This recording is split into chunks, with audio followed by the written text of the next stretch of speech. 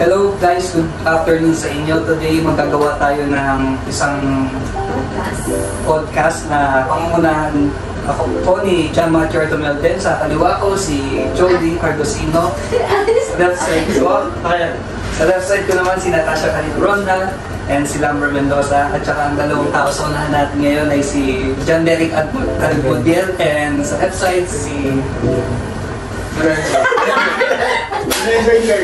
ang topic namin yan is pakuluhan sa ano bang identity ng pagiging isang tao. Paano ba ito nadidiscover kung ano yung purpose natin sa ating mundo. At papangunahan na ito, sige ako na mauna. Ano ba ang purpose ko? Identity. Purpose ng isang tao is halo yan halo ng combination ng experience, characteristics ng bawat individual and skill na umuupo sa pagiging mismong tayo. Nagiging unique tayo sa pagiging tayo mismo. Yeah. pasok mo rin yung ethics dyan. Kasi yung ethics, kasi ang ethics kasi bro, practice yan Hindi siya nalalaman ng isang tao, tinuturo siya sa ibang tao. Kailangan siyang malaman ng isang tao kasi doon natin malalaman yung obligations and rules sa isang pupunan. Ito, ano sabi mo sa, anong ethics sa life? Yung ethics kasi, kapag sinabi mong ethics, yung madalas mong ginagawa sa pang-araw, para bang hobby mo na, yung ethics ko syempre, palagi naman ako dito, mas mapapalupit ako sa Diyos. Since purpose, na-open up ko yung purpose, since bagong taon, New Year, lagi niyong tatandaan, ang New Year hindi napapalitan. Kasi bago. New Year. Hindi. Hindi. Hindi nagsaselebrate tayo, napapalitan ng number, kasi hindi napapalitan. Pero, kailangan, pag New Year, kailangan mo rin palitan ng sarili mo. You need to change. Tsaka paano na din yun sa pagiging grow ba? Actually, tama si Pamelden doon. Kasi, there's only one thing that can change. It's the inevitability of changing. Hindi natin mapipigilan ng pagbabago. Kaya it's either we go with the change or stay. Kalimutan mo na yung mga nakaraan, 2022, nag-iwalay kayo. Kalimutan mo na yun. May experience ka ba? And again, ito nga. So, kung may kailangan ng changes para maging purpose, it can lead to be unique, di ba? Yes, and for being unique, it is to stand out and be authentic. So we must embrace our uniqueness. Because if we find our unique selling point, it makes it simpler to separate out from the crowd. It is important to recognize and be proud of the Philippines' unique position among its neighbors in Southeast Asia, which is the Christianity. And in addition to that, in celebrating our faith, when we embrace our religious identity, we create an atmosphere that encourages others to learn and share our values. Connection. May point ka. Taas. Kasi pero hindi naman uniqueness ng pagiging Christianity.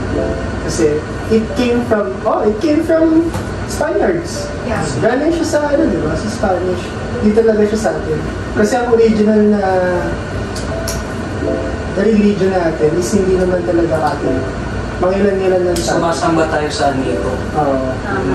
Parang ilang percent na tayong Catholic out of... Pero, attend ko nung mass is parang 1.3 billion lang ang mga Catholic sa mundo. And ilan tayo sa buong mundo? It's almost 8 billion. So parang pag sa percent, wala pang 1% ang Catholic sa buong mundo. Meron na pala. Meron 1 point something. Hindi lang 1 point. 1 point lang. 1 point something. Baka 15%. Kaya minimin niya siguro yung pagkakaiba ng beliefs natin. Diba nakahati din naman tayo yung mga Muslims. Siguro kasi yung linya. ako sa person, Catholic ako pero medyo atheist ako. Alam niyo naman yan. Ang hirap Diyan papasok yung magiging authentic mo. When you're Ikaw yung kakaiba sa amin. Ikaw yung kakaiba. Sana nga. Kasi being authentic, Yun yung identity. being authentic means you're true to yourself regardless of the what people treat you, regardless of the pressure you are into. Doon papasok yung pagiging authentic. Kung paano ka maging totoo sa sarili mo. Tama. Paano i-treat yung others. Paano mo itrato yung sarili mo kagaya ng pagtrato mo sa sarili mo. Tama. Tsaka kung authentic ka, dyan napapasok yung markado. Magiging mark ka sa ibang tao. Kasi nga, nakilala mo yung sarili mo, nagiging makatotoo ka, at knowing your strengths and weaknesses and able to make yourself better, you will able to encourage others ng pagiging makatotoo. At again, yun yung magiging identity mo sa ibang tao. Kung ano man yung beliefs mo sa buhay. Kasi maganda yun kapag kilala mo na yung sarili mo. Kasi yun din yung mag-mold sa'yo, yun din yung, yun yung way mo para malaman mo kung ano ba yung magagawa mo sa mundo, ano ba yung purpose. Yun nga yun, di ba? Di ba? Pero yun nga yung gusto. Kasi kilala mo yung sarili mo alam mo yung limitations mo. So, yun na yung maging parang weapon mo to enter a real world. Parang ganyan. So, from my perception or point of view, sa inyo ba, alam niyo na yung purpose niyo?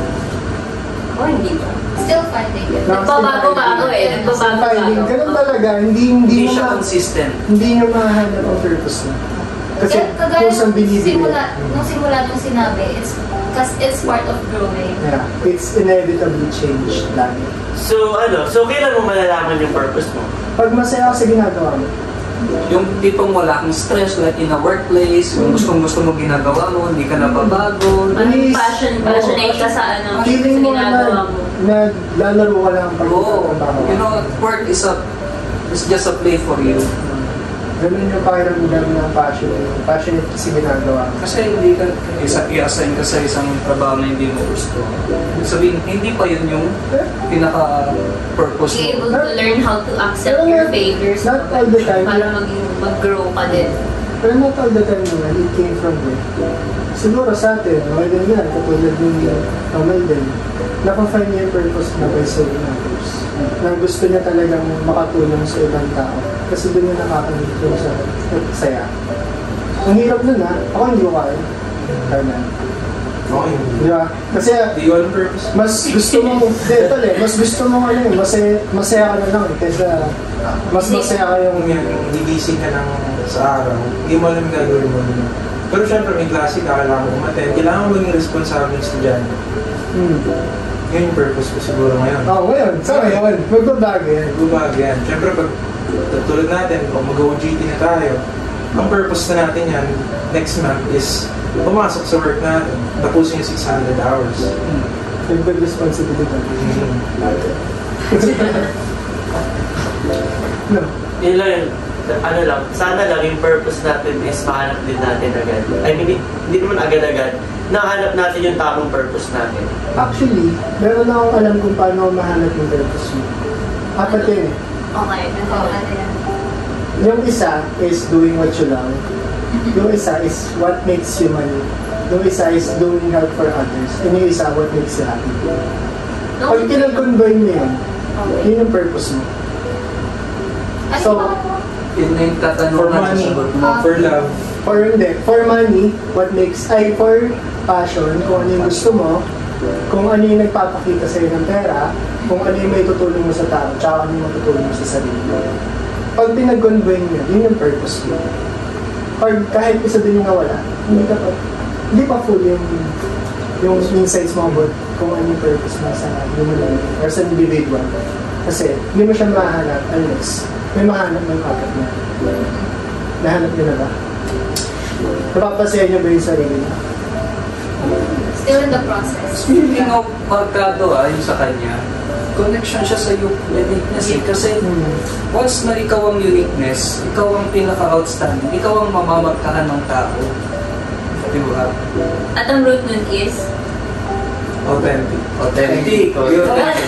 On purpose, purpose din ako. Pero in the year of 2024 to unique, so, markado, tapos sa'yo. Knowing yourself. Knowing yourself, it is a connectivity. Combination siya ng lahat. Interconnection. Kailangan alam mo talaga yung ginagawa. Kilalanin mo kung ano yung gusto mo, kilalanin mo kung sino sarili mo. Kasi lahat tayo, nung umpisa, siguro teenagers, hindi natin kilala ang sarili natin. Lahat ng ginagawa lang natin kung ano yung isip natin. Hindi natin alam kung ano yung tama at mali. Kasi wala tayong moral. Rational lang tayo, lagi tayo may dahilan. Pangit naman yan. So, anong realization nyo sa mga sa ano natin, sa mga pinag-uusapan? Ano? It's fun. It's fun to... It's a process. Yeah. Learning process. Tuloy lang sa buhay. Sometimes it's fun to... keep moving forward. Forget the past. Okay na lang ba? Fine. No, I think hindi mo kailangan i-forget ang past kasi yan yung Yeah, experience yun. experience mo yan. Magiging ano mo din siya, hindi guide. diba?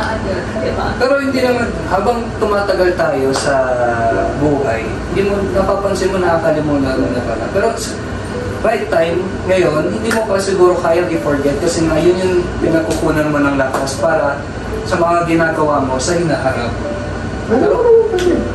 Pero, di ba tama? Right time. Right time, may Tsaka, tamang oras. you're learning from your mistakes. Yun yung importante din. Alam mo kung ano yung tama ka. Yes. Amen. Pero masaya pag... Amen. So that's all for our podcast. We hope you enjoyed listening to it and we hope you learned something from our discussions. So yeah, I think we need to go now. Thank you. Thank you.